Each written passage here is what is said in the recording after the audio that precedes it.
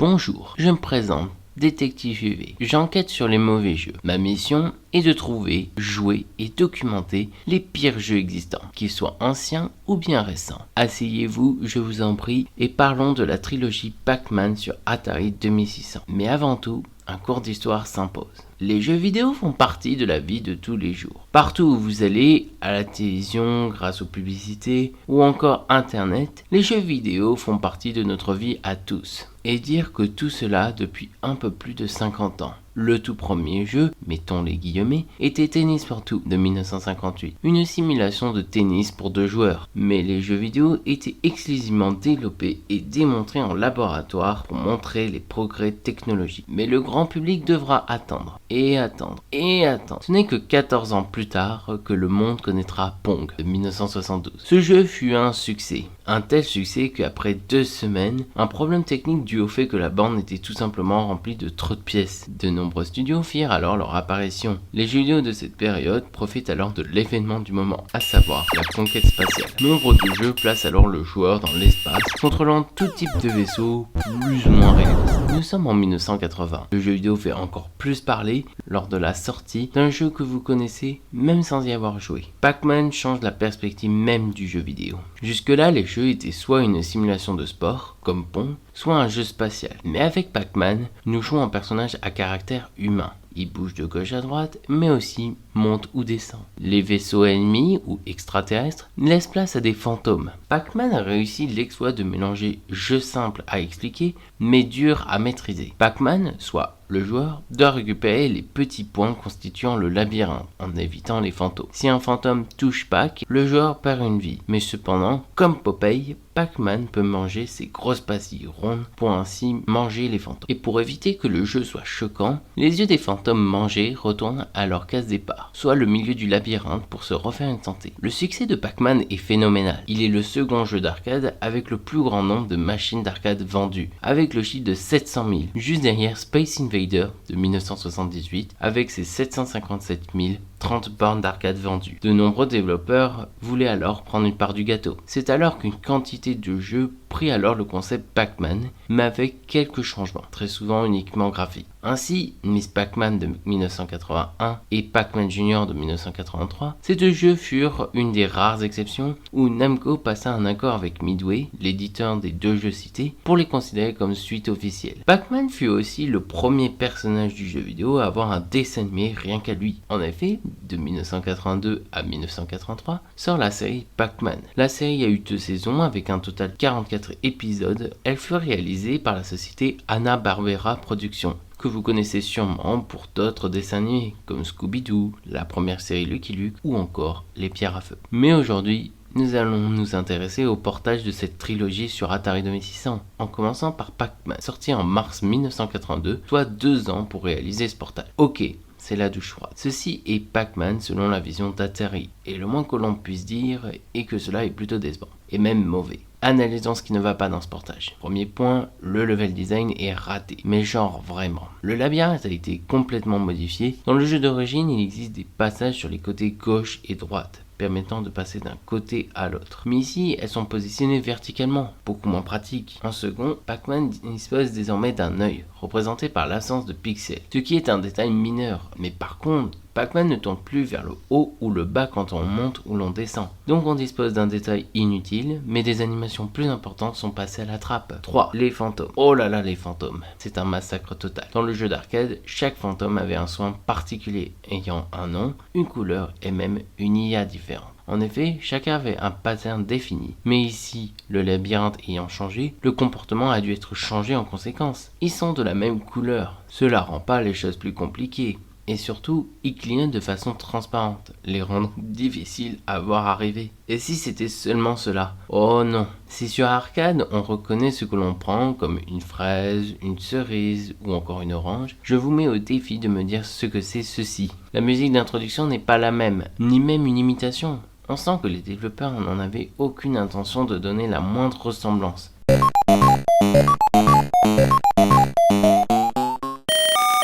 Mais j'ai pas fini. 4. La jouabilité est mauvaise. Pac-Man est dur à contrôler. Et je pèse mes mots. Le faire aller de gauche à droite et inversement est assez simple, et encore. Mais le pire, c'est le faire monter ou descendre. J'ai l'impression qu'il faut que je le force à y aller. Enfin, dernier point, le scoring. Le scoring, ou le fait de marquer des points dans un jeu, est censé être une chose qui donne envie, surtout dans un jeu d'arcade, où le but est de marquer le plus gros score. Sur Atari, le nombre de points des différentes actions ont été revus à la baisse, et pas à la petite baisse. Comparons le plus gros score sur arcade et Atari. Sur arcade, le plus gros score est 3 333 360 points, tandis que sur Atari 2600, nous avons, roulement de tambour,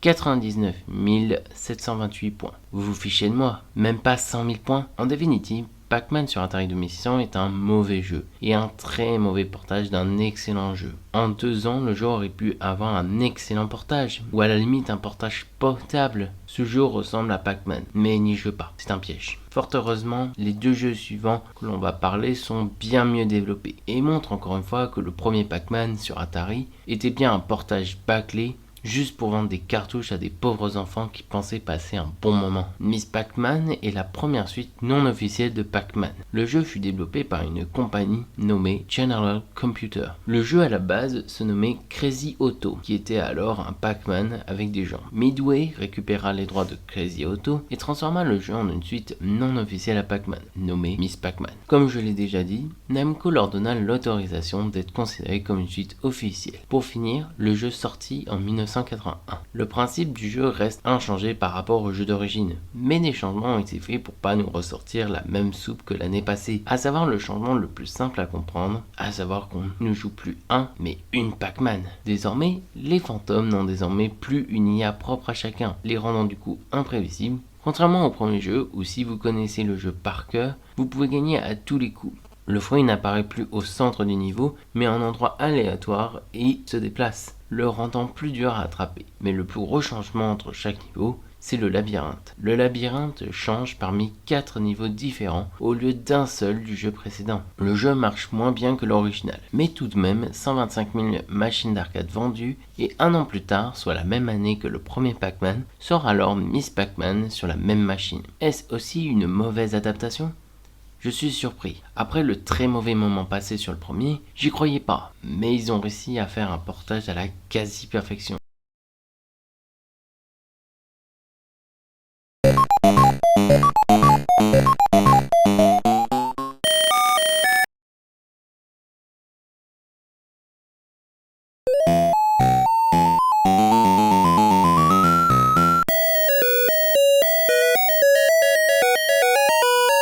Le labyrinthe est bien reproduit, avec les sorties au bon endroit. Le labyrinthe, je veux dire les labyrinthes, les 4 de l'arcade sont présents. Miss Pac-Man dispose d'animation quand on va vers le haut ou le bas. Le fruit bouge et ressemble à un fruit. Le scoring est identique à la version d'origine. La maniabilité est améliorée et rend le jeu plaisant. Et les fantômes, me diriez-vous? Ben, les fantômes sont excellents. Ils ont chacun leur propre couleur. Ils clignotent peut-être encore un peu, mais nettement moins. Et ils clignotent bleu lorsqu'on en prend notre power-up. Le seul défaut que j'aurais à pointer est que le power-up dure de moins en moins longtemps au fur et à mesure que l'on avance dans le jeu, le rendant donc de plus en plus inutile, mais cela offre un challenge intéressant. Donc oui, Miss Pac-Man fonctionne bien, et montre que Pac-Man sur Atari 2600 n'est pas mauvais à cause de la technologie, ni bien par les personnes qui l'ont conçu, mais il nous reste un dernier jeu à critiquer, et c'est Pac-Man Junior. Pac-Man Junior est sorti en 1983 et fut développé par Bally Midway et Atari. Le jeu apporte à nouveau des changements à la formule Pac-Man qui a maintenant 3 ans. Dans la liste des changements,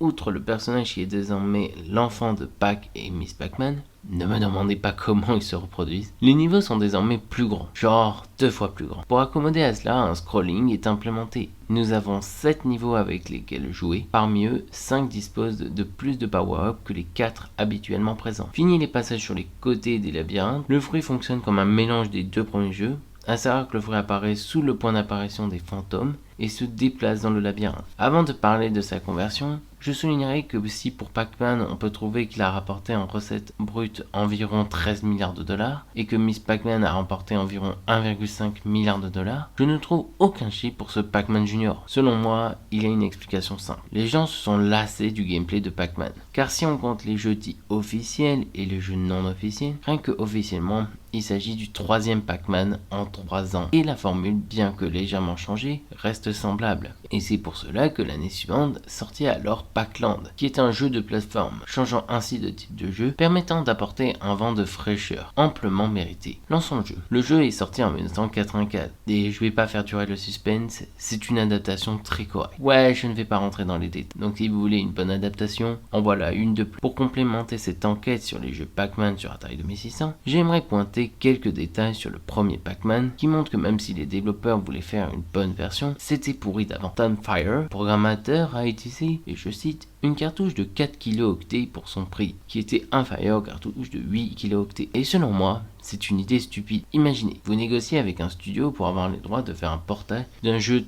connu dans le monde entier. Donc, pour garantir toutes les chances de réussir le portage, vous prendrez la cartouche au plus grand stockage. Il est aussi dit que le labyrinthe a été simplifié pour des raisons de limitation technique et que les pack-gommes ont été elles aussi simplifiées. Le labyrinthe n'a pas juste la même apparence. Soit, je peux le comprendre, mais qu'il soit différent dans le level design me paraît un peu incohérent. Les pack-gommes ne sont plus ronds mais des barres et carrés. Ouais, je crois que cela a bien rendu la chose plus facile. Vous voulez savoir le pire ? Frank Ballows, un manager marketing, avait testé le jeu, disant que le jeu ne serait pas apprécié par les fans. Honnêtement, il n'avait pas tort. Alors il informe Ray Kassar, qui était le président et le directeur d'Atari de l'époque. Il décida de ne pas tenir en compte cette remarque pleine de sagesse et à la place de lancer une campagne publicitaire dans les journaux et catalogues en décrivant le jeu, et je cite, comme légèrement différent de l'original. Je vais répondre à une question difficile, mais étant donné qu'il s'agit d'un jeu Atari 2600, la question est: est-ce que Pac-Man premier du nom sur Atari est-il pire que E.T. l'extraterrestre sur la même machine ? Pour ceux qui ne le savent pas, E.T. l'extraterrestre est considéré par beaucoup comme l'un des pires jeux de la console, voire l'un des pires jeux au monde et de tous les temps. Et de mon point de vue, E.T. dispose de défauts, c'est certain. Je pourrais en faire une enquête. Mais le fait est que E.T. est un jeu original, là où Pac-Man est une adaptation. De plus, Pac-Man avait 2 ans pour créer un portage, alors que E.T. n'a eu que 5 semaines pour se faire. Ceci conclut cette enquête. J'espère que la vidéo vous a plu. N'hésite pas à mettre un j'aime et t'abonner avec la cloche, cela m'aide énormément. Si tu connais d'autres mauvais jeux qui méritent d'être traités en enquête, dis-le en commentaire. Nous nous retrouverons une prochaine fois. A plus.